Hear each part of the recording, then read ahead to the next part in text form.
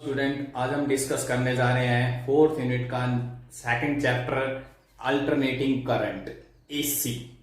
Alternating current क्या होता है? एक current whose magnitude change and direction reverse, जिसका मैग्नीट्यूड चेंज हो जाए टाइम के साथ। ये भी और direction reverse, positive negative positive negative. तो इसको हम क्या कहेंगे? Alternating current. ठीक है, हमने इससे पहले लास्ट वन जो वीडियो था हमारा वो था एसी जनरेटर। तो एसी जनरेटर जो आपके पास हमने पढ़ा था, तो वो क्या करता है? वो एसी तो सप्लाई देता है हमें। ठीक है, तो वो एसी सप्लाई हमने लास्ट वीडियो के अंदर पढ़ा था। वो करंट की इक्वेशन हमारे पास आई थी, I equal to I not sine omega t. दो टाइप के करंट होते हैं, एसी और डीसी। एसी जिसका मैग्नीट्यूड और डायरेक्शन आपके पास चेंज हो, डीसी डायरेक्ट करंट जिसका ये देखिए ये लो, ठीक है, जिसका मैग्नीट्यूड आपके पास फिक्स है, आपके पास यूनिडायरेक्शनल कह सकते हैं। आपके पास यूनिडायरेक्शनल जो डीसी होता है वो क्या होता है? यूनिडायरेक्शनल, पर्टिकुलर एक ही डायरेक्शन के अंदर मूव करता है। तो ये आपको कैसी भी ले सकते हो, पॉजिटिव भी ले सकते हो, ऐसे भी हो सकती है। ठीक है, करंट और टाइम के साथ अगर हम ग्राफ बनाए इसका, ठीक है, तो पॉजिटिव भी हो सकती है और नेगेटिव भी हो सकती है।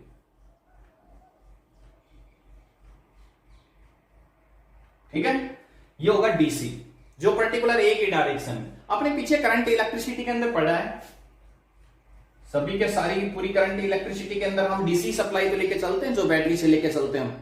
ठीक है, ये होता है इसका सिंबल। और एसी का जो सिंबल हम लेके चलते हैं सर्किट के अंदर वो ये होता है। ठीक है, जिसका मैग्नीट्यूड आपके पास टाइम के साथ चेंज हो वो एसी होती है। ठीक है, और डायरेक्शन आपके पास रिवर्स होने लग रही है। ठीक है, तो इसके अंदर ये करंट इक्वेशन है जिसका हम यूज करेंगे, I equal to I not sine omega t. ऐसे ईएमएफ इक्वेशन हमारे पास होती है, E equal to E not sine omega t, जो हमने लास्ट वीडियो एसी जनरेटर के अंदर हमने ये वैल्यू, ये इक्वेशन हमने फाइंड आउट की थी। ठीक है, ओमेगा एंगुलर वेलोसिटी से आपके पास जो वेव है वो आपकी रिवॉल्व करने लग रही है, मूव करने लग रही है यहां से। साइन की वेव तो है ही आपके पास। ठीक है, ये हमारे पास यहां पर एक कंप्लीट साइकिल कंप्लीट होती है, तो इसका टाइम हमने मान लिया टी हो गया, ये कंप्लीट साइकिल दूसरी हो गई, यहां इसका टाइम 2t हो गया, ये टाइम इसका हाफ हो गया t/2। ठीक है, सेम ऐसे यहां पर क्या हो जाएगा 3t/2। ठीक है, तो ये था हमारे पास एसी। अब हम निकालेंगे इसी के अंदर इसकी एवरेज और mean value of N AC. Average और मीन वैल्यू एसी की क्या होगी? अल्टरनेटिंग करंट जो डीसी एमिटर होते हैं वो एसी को मेजरमेंट नहीं कर सकते, क्योंकि इसके अंदर क्या होती है? Average value over A complete cycle, average value of AC, average या मीन वैल्यू कह सकते हैं। ठीक है, एसी की एवरेज या मीन वैल्यू क्या होगी आपके पास? तो मैंने अभी बताया कि जो डीसी होते हैं, डीसी एमिटर होगा, डीसी वोल्ट मीटर होगा, वो इसको मेजरमेंट नहीं कर सकते, क्योंकि कंप्लीट साइकिल के लिए एसी की वैल्यू 0 होती है। ठीक है, तो यहां पर हम सबसे पहले हाफ साइकिल के लिए निकालेंगे। कंप्लीट साइकिल के लिए एसी की वैल्यू क्या होती है? 0। तो हम हाफ साइकिल के लिए निकालेंगे। आपने पिछले करंट इलेक्ट्रिसिटी चैप्टर के अंदर पढ़ा है, करंट क्या होता है? I equal to dq/dt, instantaneous current बोलते हैं इसको। ठीक है, तो यहां पर हम करंट की एवरेज वैल्यू निकालते हैं। एवरेज वैल्यू क्या हो जाएगी? ठीक है, यहां से आप dq को ऐसे तो लिख सकते हो I इंटू में dt। आप किसी की भी एवरेज निकालते हो। आपने एक महीने के अंदर कितनी इनकम की, मान लो आपके पास आपके घर पे एक पर्सनल आपकी शॉप है, उस शॉप के अंदर आपकी पर डे इनकम कितनी हो रही है, 1 तारीख को कितनी इनकम थी, 2 तारीख को कितनी थी, 3 को कितनी थी, तो पूरे अगर हम कंप्लीट मंथ का हिसाब लगाते हैं तो हम उसका एवरेज निकालते हैं कि पर डे हमारी इतनी इनकम हुई। ठीक है, तो हम क्या करते हैं? टोटल का सम करते हैं, उसके बाद उस टोटल कितने मंथ के अंदर कितने डेज हो गए पर डे के हिसाब से निकालेंगे, तो उसे नंबर ऑफ डेज से डिवाइड कर देंगे, तो उसके अंदर हम एवरेज निकाल पाते हैं। तो ऐसे ही हमारे पास एवरेज वैल्यू करंट की क्या हो जाएगी? टोटल चार्ज आपके पास नेट चार्ज, तो यहां से नेट चार्ज को आप क्या लिख सकते हो? इसका इंटीग्रेशन करें, ठीक है, तो क्या इक्वल टू क्या आ जाएगा, integration I D T over total time, ठीक है। अब यहां पर मैं आपको बताता हूं, अगर हमने एक हाफ साइकिल के लिए निकाला 0 से t बाई 2, ठीक है, हाफ साइकिल के लिए इसकी वैल्यू निकालते हैं, समझ गए। ये हमने इंटीग्रेशन की लिमिट लगा दी 0 से t बाई 2। करंट हमने पढ़ा ही है, I इक्वल टू किसके इक्वल होता है, I not sine omega T के, ठीक है। मैंने अभी बताया कि दोनों इक्वेशन हम इस पूरे चैप्टर के अंदर यूज करेंगे। ये वैल्यू इसके अंदर पुट कीजिए, तो I एवरेज की वैल्यू आपके पास आ जाएगी। इंटीग्रेशन लिमिट 0 से t बाई 2, I किसके इक्वल है, I not sine omega T dt, ठीक है, ओवर इंटीग्रेशन dt का इंटीग्रेशन कितना हो जाएगा, t हो जाएगा, और लिमिट आपके पास क्या होगी 0 से t बाई 2, ठीक है। यहां पर भी I नॉट कांस्टेंट है, इसको बाहर निकाल लेंगे। साइन ओमेगा टी का इंटीग्रेशन क्या हो जाएगा, माइनस कोस ओमेगा टी, और फिर ओमेगा टी का डिफरेंशिएशन आएगा और वो आ जाएगा नीचे, ठीक है, रिमाइंडर के अंदर। लिमिट आपके पास वही 0 से t बाई 2 अपॉन में, यहां पर इसकी लिमिट रखेंगे, अपर limit t by 2 minus lower limit 0 हो गई, ठीक है। आई नोट आपका आगे कांस्टेंट हो गया, इस ओमेगा को भी बाहर निकाल लेते हैं, इस माइनस साइन को भी बाहर निकाल लेते हैं, ठीक है। नीचे t बाई 2 था, इसको भी, तो t नीचे हो गया, 2 ऊपर चला गया, ठीक है। अब इसके अंदर लिमिट पुट कीजिए, कोस ओमेगा, ओमेगा की वैल्यू होती है, आपने +1 में पढ़ा होगा 2 पाई बाई टी।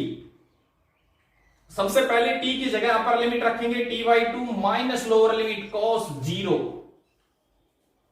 t से t कैंसिल आउट, 2 से 2 कैंसिल आउट, क्या मिला हमें, -2 आई नोट अपॉन में ओमेगा,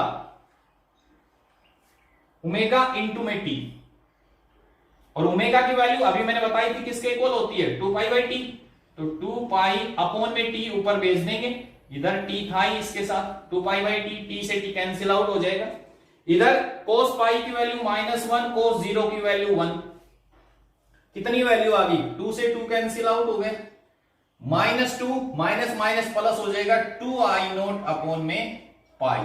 तो ये हमारे पास एवरेज वैल्यू होगी अल्टरनेट करंट की, ठीक है। और अगर इसी के अंदर आप यहां पर लिमिट रखते हो 0 से t for a complete cycle के लिए, तो उस केस में आपके पास एवरेज वैल्यू कितनी आ जाएगी, 0 for complete cycle. Complete cycle के लिए ये जो वैल्यू आई है, ये हमारे पास हाफ साइकिल के लिए एसी की वैल्यू आई, ठीक है। आगे बात समझ में क्लियर हुआ। ऐसे ही आप ईएमएफ की वैल्यू निकाल सकते हैं, ओम्स लॉ से आपको तो पता ही है, I इक्वल टू किसके इक्वल होता है, E बाई आर के, ठीक है। और ईएमएफ इक्वेशन अभी हमने बताई थी, आज जैसे करंट इक्वेशन की सेम है आपके पास ईएमएफ हो जाएगी, ठीक है। तो अगर हम सेम ऐसे कैसे यहां पर I की जगह बस आपको ये पुट करना है, तो ऐसे कैसे हमारे पास रिलेशन आ जाएगा ईएमएफ का, तो ईएमएफ की भी एवरेज मीन वैल्यू हमारे पास किसके इक्वल हो जाएगा, 2 E नॉट अपॉन में पाई, ठीक है। आई नोट या ई नोट जो हम ये बोलते हैं, that is the maximum value. अपने एसी जनरेटर के अंदर मैंने बताया था, ये हमारे पास मैक्सिमम वैल्यू ऑफ ईएमएफ, या हम कहें maximum value of current, that is the maximum value, और या कह सकते हैं पीक वैल्यू ऑफ करंट, ये पीक वैल्यू कह सकते हैं और मैक्सिमम वैल्यू भी कह सकते हैं इसके अंदर, ठीक है। तो ये थी आपके पास इसी के अंदर एवरेज वैल्यू ऑफ ईएमएफ। तो ईएमएफ और करंट के अंदर जो हमारे पास आता है, ये ईएमएफ का रिलेशन हो गया, ठीक है, और ये हमारे पास करंट का रिलेशन आ गया। तो ये थी हमारे पास मीन वैल्यू। अब हम निकालने जा रहे हैं इसी के अंदर आरएमएस वैल्यू। आरएमएस होता क्या, यहां जो एसी के द्वारा जो सप्लाई है, कितना चार्ज सप्लाई करेगा एक स्मॉल टाइम डीटी के अंदर, कितना चार्ज सप्लाई करता है एसी, उतना ही डीसी के द्वारा बराबर रहेगा।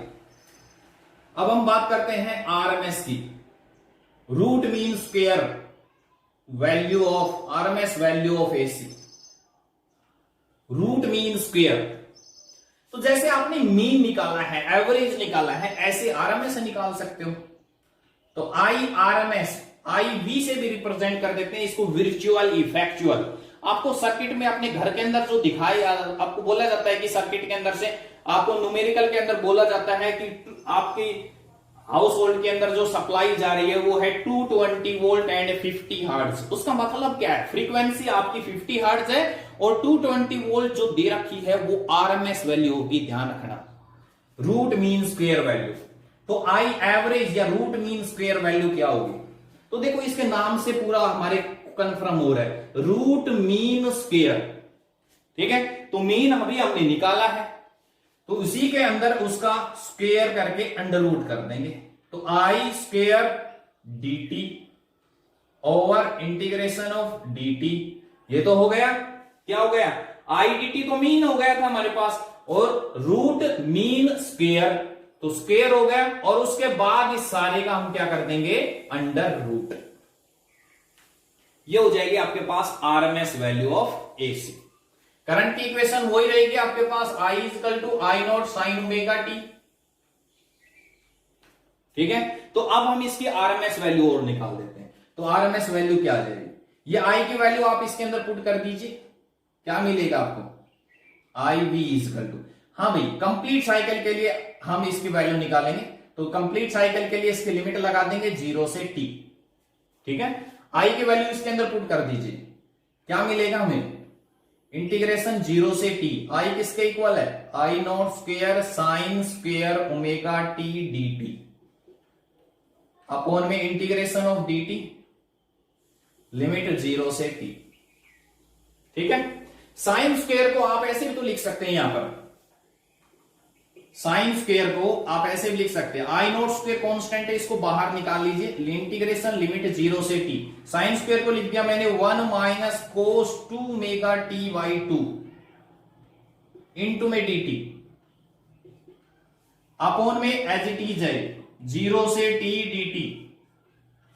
ठीक है, इस 2 को भी बाहर निकाल लेते हैं, क्या मिला हमें, average value I not square by 2, इसको बाहर निकाल दिया मैंने, इस वाले 2 को।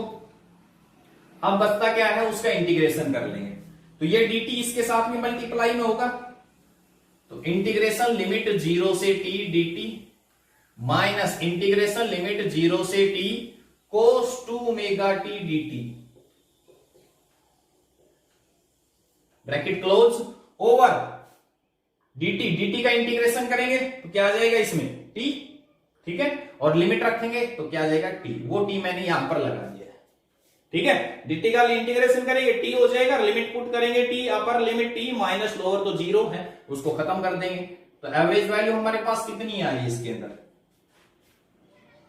निकाल लीजिए, क्या है हमारे पास, I not square by 2 T, upper limit T minus lower limit 0, खत्म करो, cos 2 मेगा T का इंटीग्रेशन और कर दीजिए भाई, cos 2 मेगा T का इंटीग्रेशन क्या हो जाएगा, sin 2 मेगा T अपॉन में 2 मेगा, लिमिट आपकी वही रहेगी 0 से T।